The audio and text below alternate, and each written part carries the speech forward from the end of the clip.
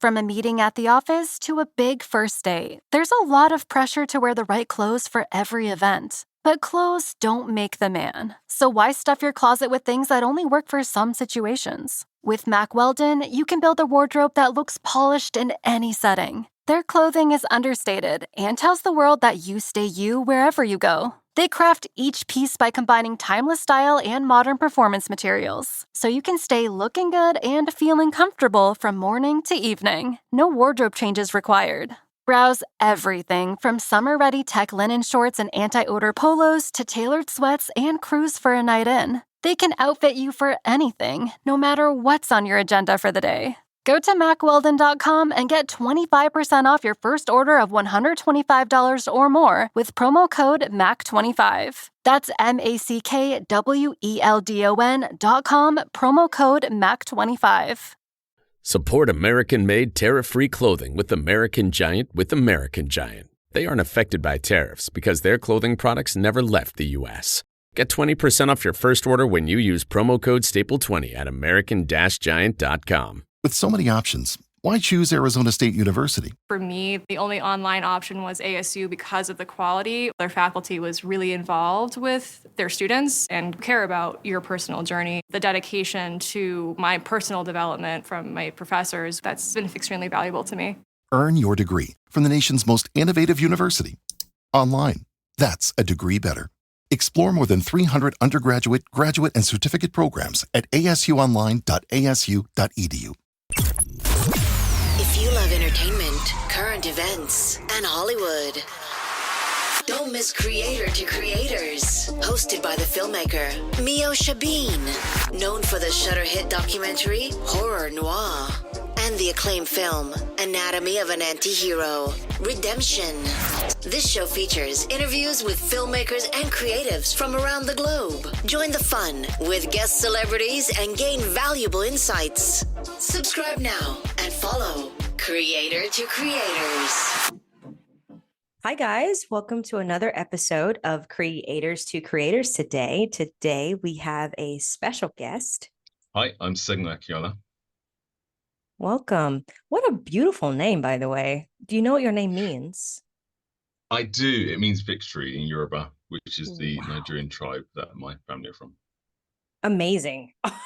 Wow. I really think there's something about I think names are very important. Like if you, and my name is Meosha, and it means, vigorous, nonstop moving. And that's literally my life. I'm, always somewhere, So I really feel like it's something about names. I think that's beautiful. I love that. Tell me a little bit about your childhood. Like I like to go back, I always say the beginning kind of charts our trajectory and where we're going and heading in life. Like the small things that we pick up, our little habits kind of follow us as we become adults. Tell me a little bit about your childhood and how you got into, getting into music and composing where you are now. Yeah, it's funny because really for me, this all starts with my dad coming home one day with a keyboard and saying, "Do you want to learn piano?" And I was really young at this point, probably about 5 years old. And I said, yes. And I started to learn piano, and it was all like classical piano. But it's only very recently, I think in the last probably 9 months, I've actually questioned my parents about this and said, why did you come home with a keyboard? And as it turns out, they just caught on to the fact that I was quite responsive to music. And it's quite interesting for me now because my daughter's about 2.5. And it's interesting seeing her, and she's also extremely responsive to music and has always been. So now I'm like, okay, this kind of makes sense to me now how my parents must have been feeling.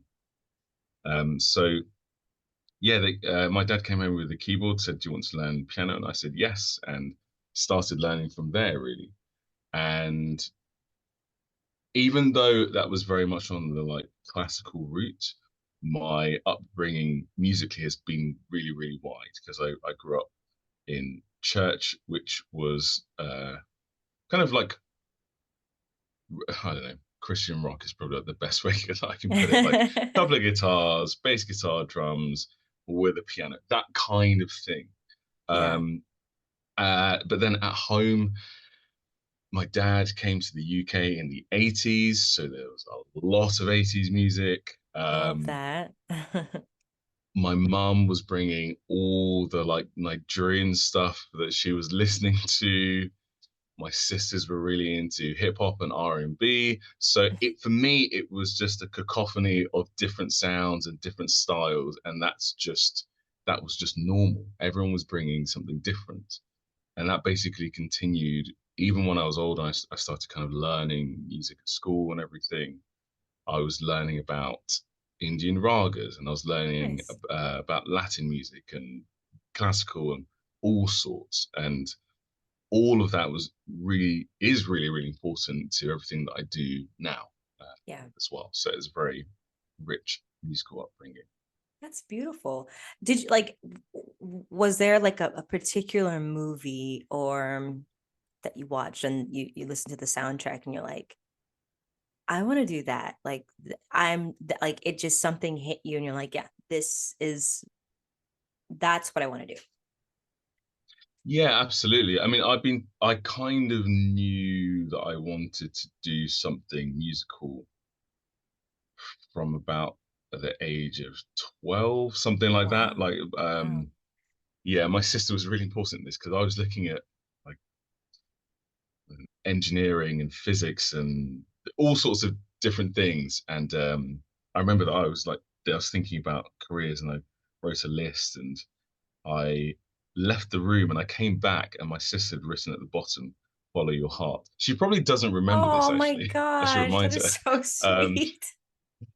and I it love was like in that. that moment, I just knew it was music. And it was funny because up to that point, I did not want to do music.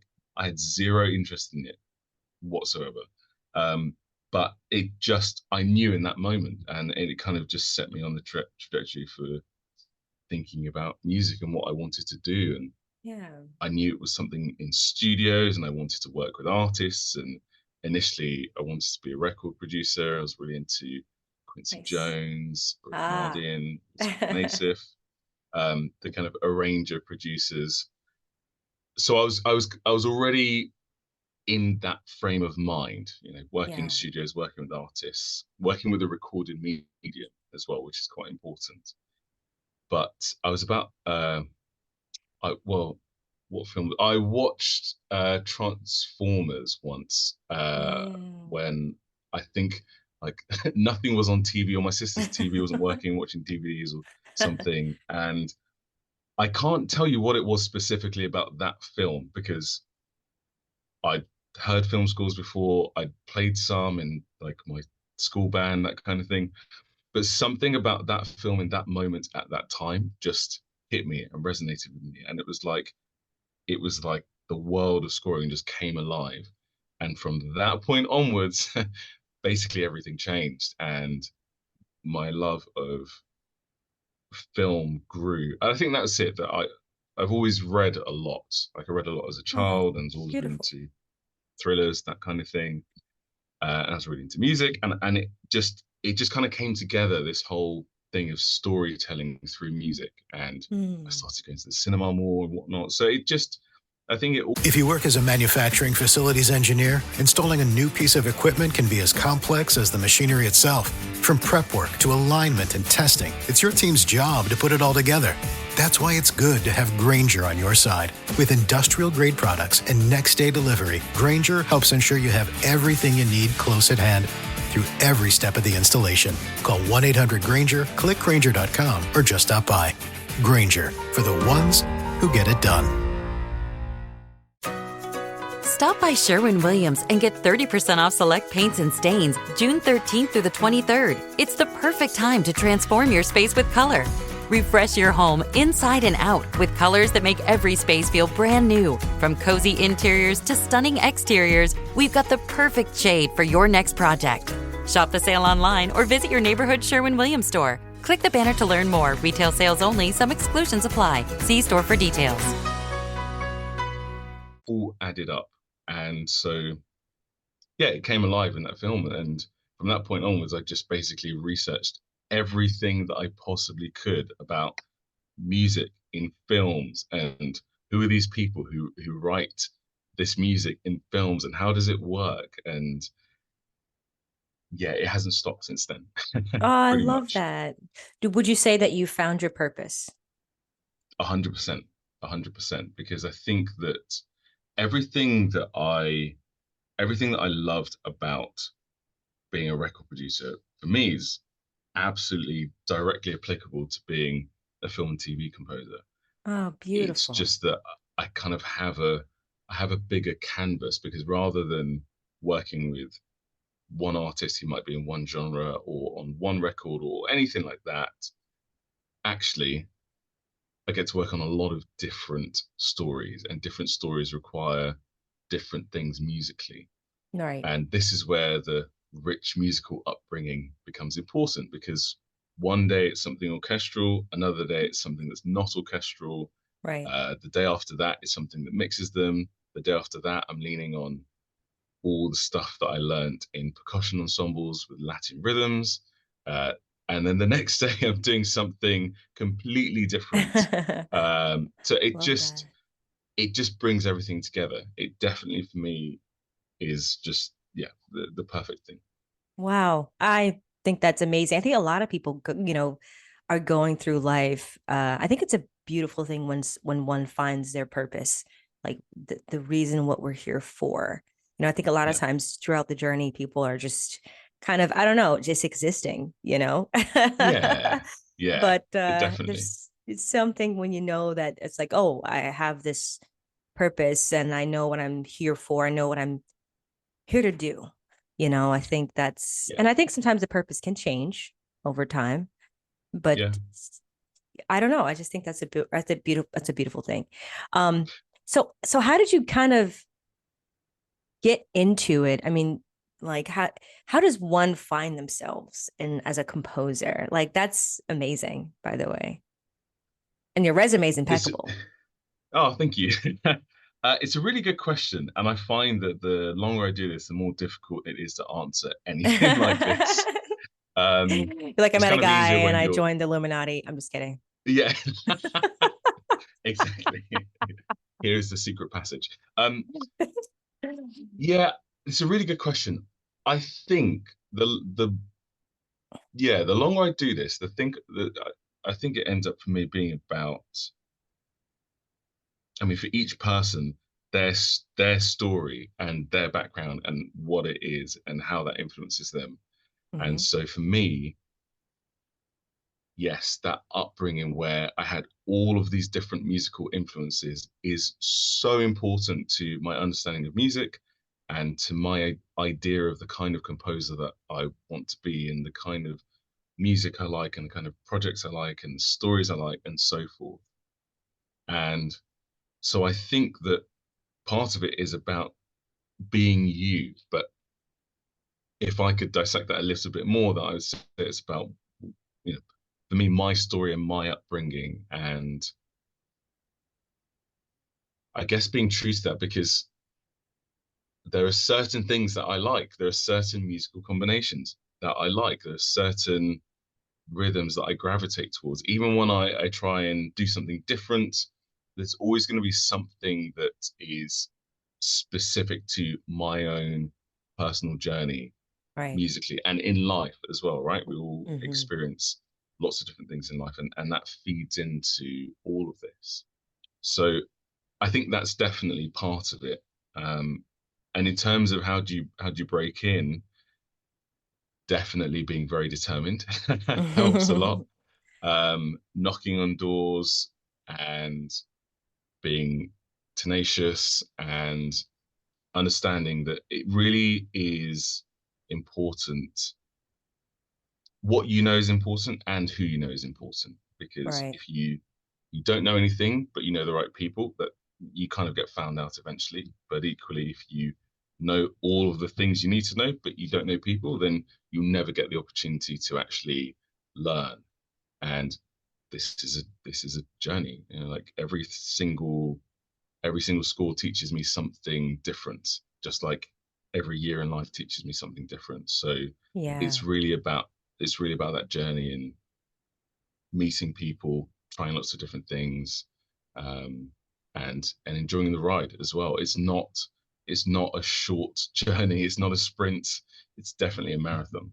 Absolutely. I love that. Enjoy the journey. It's that's exactly what it is. It's I think that's the thing about life and doing what you love to do is you put that intention out there and but you also just enjoy the moments, like be in the now because these are so many there's fleeting moments. I've been in so many amazing rooms in my career, you know, pitching for Fox or being with a Chris Brown or whatever, and just thinking like, because we're always on the go of the next project, the next thing. You know what I mean? Yeah, And that's like literally how we live our lives because it's so fast. But it's really, yeah, like you said, enjoying that. It's I think that's a beautiful thing that you have to take time to really process that. Like, yeah, I did that. That's pretty awesome. Pat yourself on the back, you know? yeah. Exactly. Because yeah, you're exactly right. Right, life passes us by really, really quickly, and we have to think about wherever we're doing right now and Yeah. what's next and what's after that as well. So I think having a good balance between being present and also looking ahead is really, really important. So Ab- that I don't miss life as it passes us As by. it goes. Yeah, Absolutely. exactly. Tell me, so what was one of like your most mm, memorable projects that you've like also challenging, but something that actually kind of expanded you and made you grow? Oh, that is a very good question. Um, that is a very good question, and harder than I thought it was going to be when you started as well. Sorry. Uh, Sorry, I'm not trying to be Oprah, but sometimes I get really no, no, deep. no, no. It's all good. It's all good. Yeah, there have been a few. I think it's nice to look back and to see the kind of progression along my career and see what some key moments have been. Definitely a big one for me was working on the British sci-fi show Doctor Who, because Yeah. that was a show which it has an extremely long history. There was the 60th anniversary Wow. very, very recently. So it's also a very unique show because you have a lead character who regenerates, and so they change, and some aspects of the show change, and there's a theme that's been around for 60 years, so Yeah. it's not really like anything else.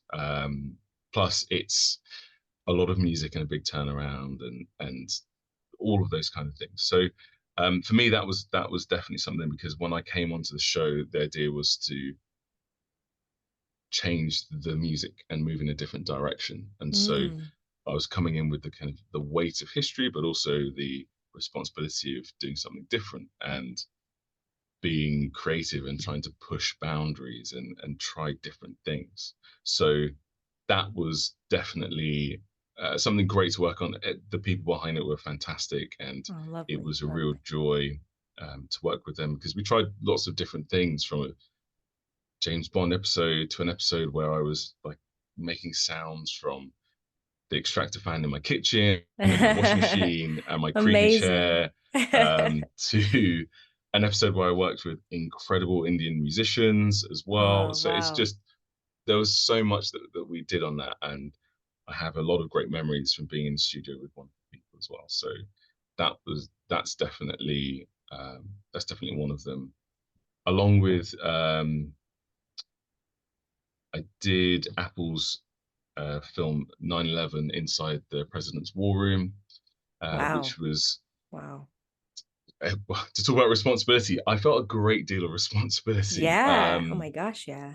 Obviously, tackling a very difficult moment in history and being a Brit coming into it as well. That was really important. So one thing was definitely trying to understand things from an American perspective as well, and understand um, the national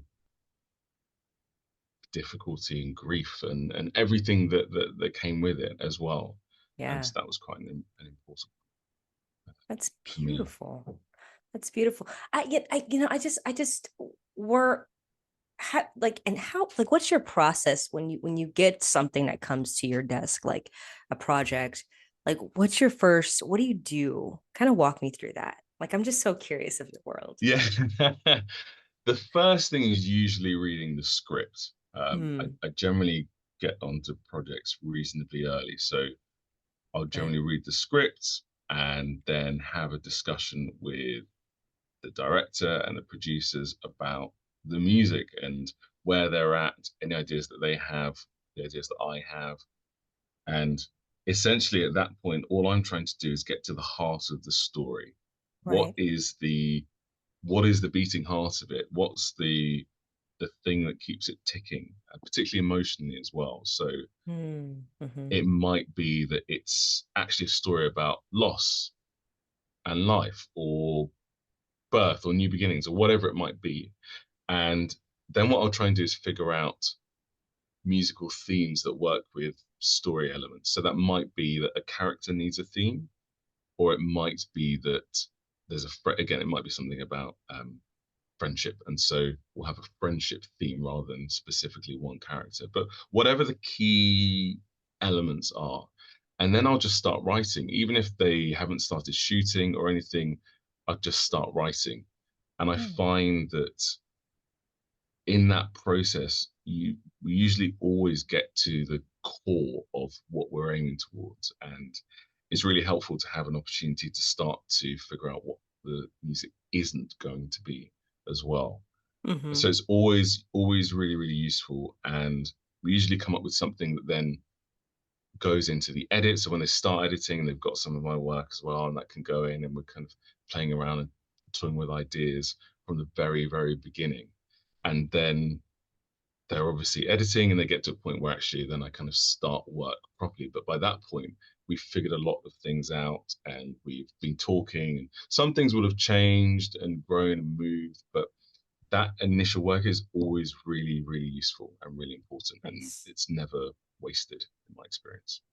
I love that. That's awesome. That's awesome. I just never, because I love, I think score is so important, like for the audience to, it just, it sends us there, like emotionally, it just, Mm. when I watched Fences, I mean, the score was just, oh my gosh, it's like Yeah. it's a big thing. So do you ever feel like, because I'm sure you have deadlines that you deal with, right? Like, oh my gosh, I have to get this done. So it's Yeah. it's it's all of that pressure. Like, how do you deal with all that? Like, I mean, you're a pro at this point, but like I'm sure at the beginning it was a lot to take in. I don't know. Yeah. Organization is definitely part of it for me, being as organized as possible. Yeah. Just to have a framework, because things will always change, things will always go out the window and everything, and Mhm. that's the nature of storytelling and filmmaking and being collaborative and working in a team. But at least we have a starting point. And I think the other part of it is I'm really big on the idea of the score being cohesive. Whether you Yes. have a melodic theme or not, whether you have a Hmm. really, really memorable melodic theme or not, I Yeah. really like the idea of a score being cohesive. That's one of the things that's quite important to me in my work. So I, to be cohesive inherently means that certain things need to be able to work in more than one place. And that's part of it as well, understanding that, okay, well, this thing needs to work in a number of different ways so that as a character develops, it can develop, or as an element of the story develops, it can develop. So by the time we get to the end of the film, it's a particular theme or musical idea will still be around, but it will be in a slightly different form or different way, or different instruments or whatever it might be. But that's also part of it, that all of that early work in Yeah. figuring out themes and the sound world, key musical ideas is really helpful and really useful. And then getting into the craft of it, particularly when there's a lot to do and there's a lot to get through, and you've had feedback and changes need to be made and everything. Nice. And then finally, it's experience, really, just knowing that you've gotten through. Yeah. times before, so you'll get through it again. Yeah, exactly. I love that. I have a fun question for you. If you could be managed by any composer, like if you can sit under someone, living or dead, who would it be and why? For at least a year and just Oh, absorb just all of their things. that is a really good question. That is a really good question. I know you said I know you said composer, but can I give a slightly different answer? Sure, sure. Because Go the for person it. that I would have loved to have just observed for a year would still be Quincy Jones. Um, Really? Really? Huh. yeah, yeah, Oh. absolutely, absolutely. Because I guess I don't really know his like resume. I know he did, Michael Jackson among a lot of people, but I don't yeah, really know his like resume much.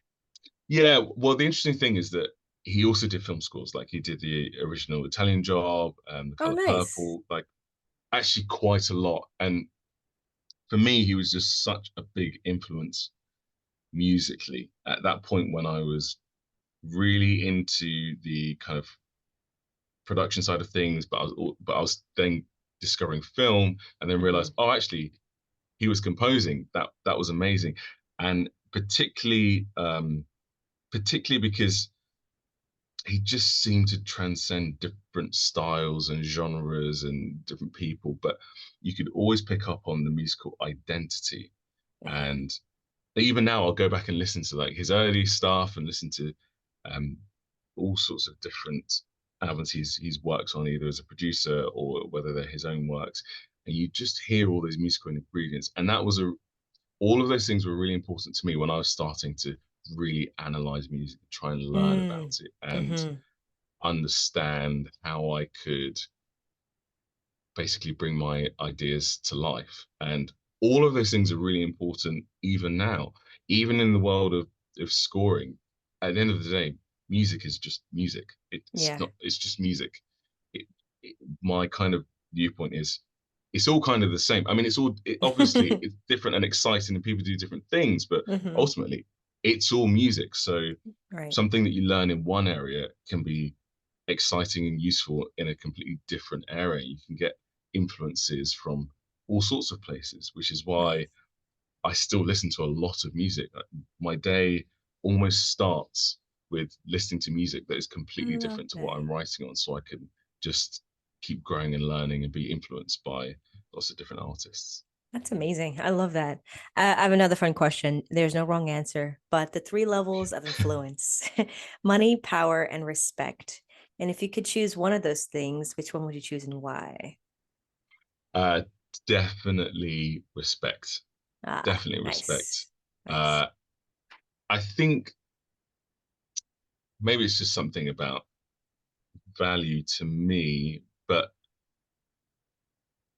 yeah, I think that in in an industry like this, it's really difficult to actually make it break in. It's difficult to then survive. It's difficult to then kind of keep moving up as well. Yes. And Yes. inherently, the level and quality of work is amazing. And as you were saying earlier, we have deadlines. So to kind of produce the level of work at the top of the game consistently and to not miss a beat is really, really, really hard. So I think if you're able to work in that kind of top 10% and also produce work which, particularly by your peers, is respected, that means you're doing something right.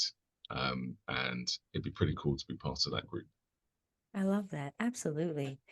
Um, I always think, as even myself, I think as anyone in this industry, it's an up and down. There's ebbs and flows, right? It's never Yeah, like, smooth sailing. I always say that this business is definitely not for the faint of heart. And you have to love what you do at the end of the day. But what keeps you going in tough times? that is a very, very good question. I think it's what you said that your love for it has to almost surpass understanding, reason, and anything sensible, because Right. there are going to be really difficult times, whether that's because you've gone up for a job, you've been rejected. You've gone up for another one, you've been rejected. You've gone up for another one, you've been rejected. You're having a difficult time on the current job that you're on. You're trying to juggle all of that with life and everything that's happening. Like there's so many ways in which it can be testing and difficult. Mm, But what's really interesting to me is that even if things are difficult, there'll be a conversation about some film that's coming up, or TV series or something, and it's the excitement. It's that kind of initial spark of excitement, and that just never fades or dies away. And so I think for me, that is the, I guess, prevailing flame which keeps burning. So that even when it's doused out with water, it still kind of comes back to life. Even if I'm like, I'm really tired, it just comes back to life because I just love it. That is honestly the answer. I literally yeah. love this. I love storytelling through Mm, music. That's the thing for me. And like having a character doing one thing and this situation happens and having to tell that story through music, I just love it. I love stories and I love music and I love the range of different projects to get to work on and different music, but yeah. still trying to very much make sure that everything comes from my voice. So yeah, that's it. At the end of the day, it's that almost childlike spark and enthusiasm which just doesn't die away, which yeah keeps me going for sure. I love that. I just kind of I want to touch on a little bit what you said earlier at the beginning about like, you grew up in church and so I also was a PK kid, a preacher's kid. So Yeah, definitely has a big part of it's a part of my life for sure. yeah. But my question I love asking every guest this, you get, once your life is over and you get to the pearly gates and what do you want God to say about you and the things that you've done on earth? Oh, the deepest one yet. I think really, really, if I can get a good job, I would be very, very, very happy. Very, very, I very love that. happy. That's beautiful. Yeah, yeah. Absolutely. What are you working on right now? Is there anything that you're working on that you would like to share with us? Yeah, sure. I mean, I've just finished a film called The Bayou, which is a thriller suspense film Ooh, from some of the same people behind 47 Meters Down. So love that that's been a lot movie. of fun. It's That's good. been basically constant. Are they going to die? Are they going to die? Are they going to die? Who's still surviving? So it's really like edge of your seat viewing, and that's been really fun. Oh, when is that? Is that this year, next year, maybe? I think it's out later this year, but I can't tell you where, mainly because I don't know. I don't actually know where and when, but Right. I think it's this year. Yeah. Awesome. Well, definitely keep an eye out for that. That's awesome. Where can people find you on social media to follow everything you have going on? Yeah, best place is Instagram. Segun Akinola Composer is my handle. That's where, I mean, I'm also on Facebook as well. But either of those two, yeah, that's where you can find me.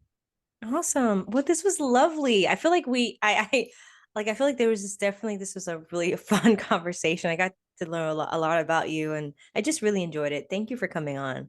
It's really It's lovely. been a real pleasure talking to you too. Thanks for having me. Yeah, for sure. Come back anytime. And thank you all for listening. And always remember to live, love, laugh. We'll see you guys next time. Bye bye.